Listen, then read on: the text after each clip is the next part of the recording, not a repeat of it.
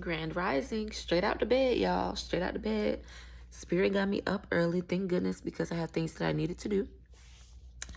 You know, it was Saturday's the weekend. People be out drinking, and I wanted to go dance, and I went to the bar just to get me pineapple juice. I don't drink.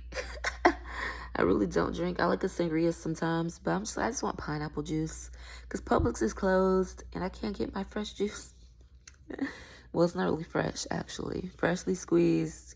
Even when you're buying organic, don't taste the same as freshly squeezed.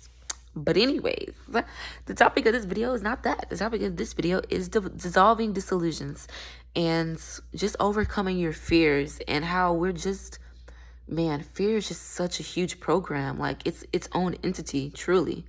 And just how it's so deeply ingrained into humans in this modern civilization.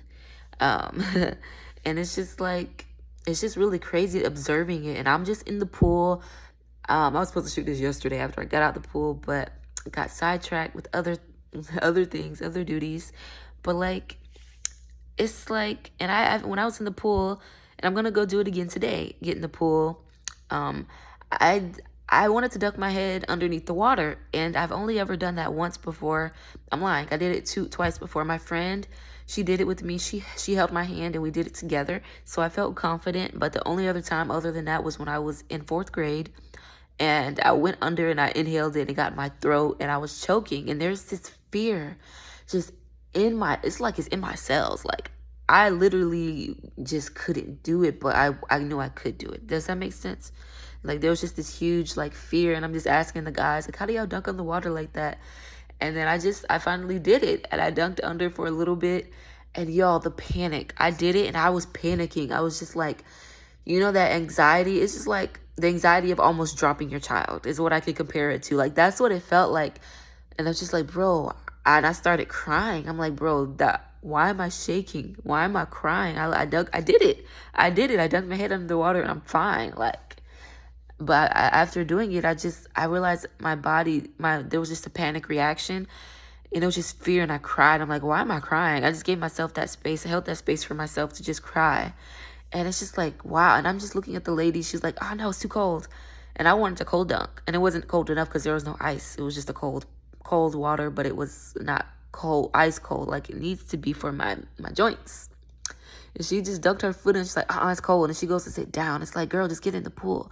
It's like, you're blocking yourself from a blessing. Like, that's the message. Like, sometimes the obstacles that you're avoiding, or the uncomfortability, the temporary uncomfortability can be blocking such an amazing experience. It can be blocking a blessing. Like, what? She didn't even want to get in. I'm like, just get in and dunk. And then her friend is trying to drag her in slowly by splashing water on her repeatedly to kind of get her used to the water. I'm like, girl, you can't just splash water up on you. That's not how life works. You have to just get into the water on your own for yourself. You can't, how cold is it? Is it this? Is it? You have to get in yourself to feel it for yourself.